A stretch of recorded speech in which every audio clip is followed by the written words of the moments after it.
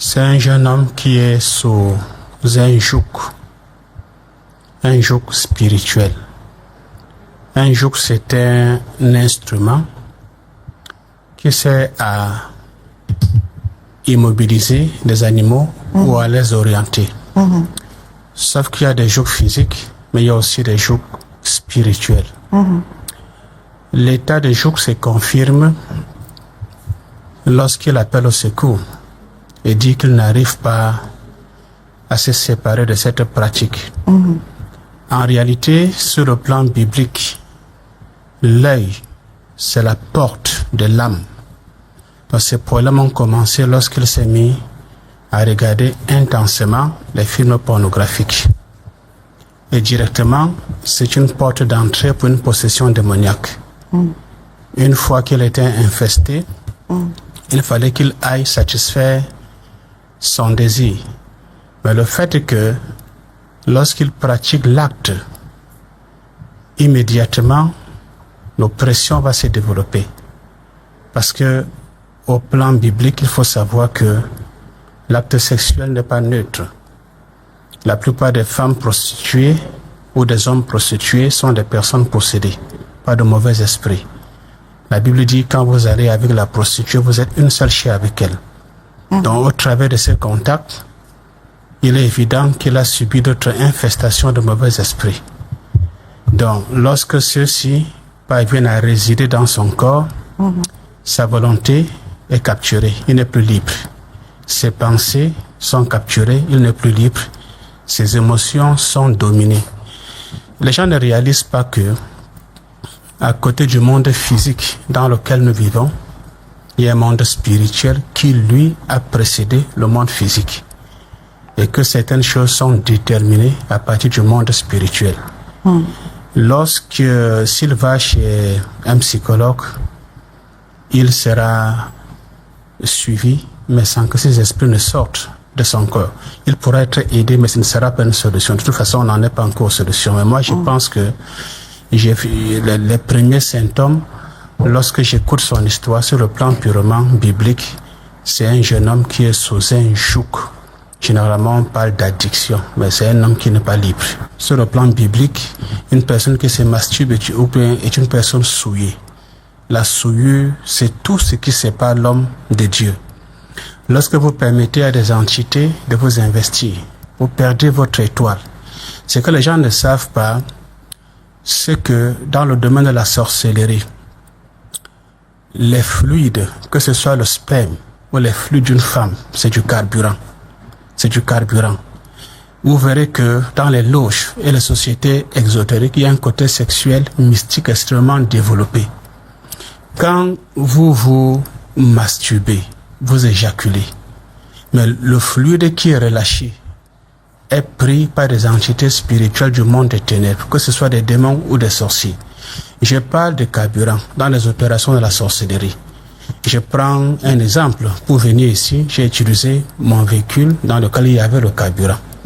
Si un sorcier veut sortir de son corps, il a besoin d'une énergie qui vient en addition à son énergie. Il peut prélever cela dans le sperme. Donc, je rends grâce à Dieu parce que aujourd'hui, elle déclare que par la foi, elle a été séparée. Voilà donc ce que je peux dire sur ce point. Donc, pour l'autre, le point de départ, c'était la visualisation des films érotiques. J'ai beaucoup procédé à des exorcismes sur des personnes qui ont vu ces films et dans lesquels ces démons parlent.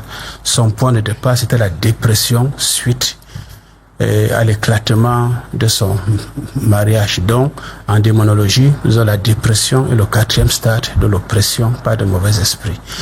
J'ai dit, ça se complète avec la psychologie. Moi, je n'exclus aucun. Oui, bien sûr. Parmi les conséquences, je voudrais intervenir sur la base du témoignage des 2 dames. Et aussi le témoignage de la personne qui dit « je n'ai plus envie de la femme ». Il n'a plus envie de la femme, elle n'avait plus besoin d'homme. Maintenant, lorsque les gens se masturbent, ils ouvrent la porte pour ce qu'on appelle les conjoints esprits. Autrement dit, une personne ou plusieurs personnes va vous épouser dans le monde spirituel. votre sommeil sera agité, vous aurez du sexe dans le songe d'une manière récurrente.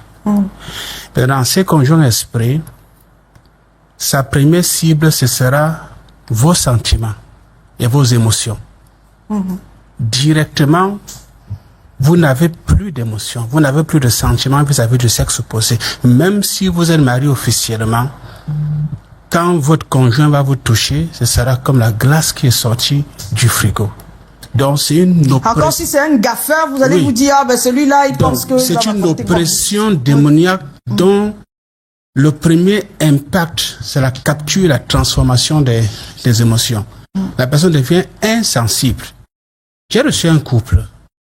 La femme me dit, pasteur, je ne sais pas, j'ai fait tous mes efforts pour aimer mon mari. Ça fait 10 ans que je n'arrive pas. Quand il me touche, c'est comme des écailles.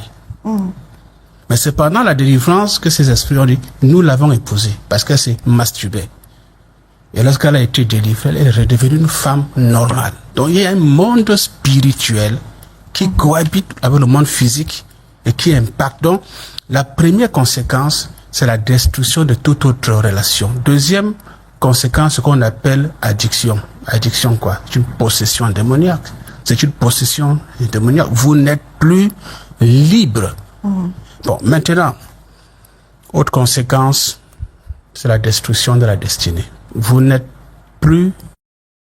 pas ce que Dieu a voulu que vous soyez. Vous devenez une personne tourmentée, oppressée, écrasée, déprimée.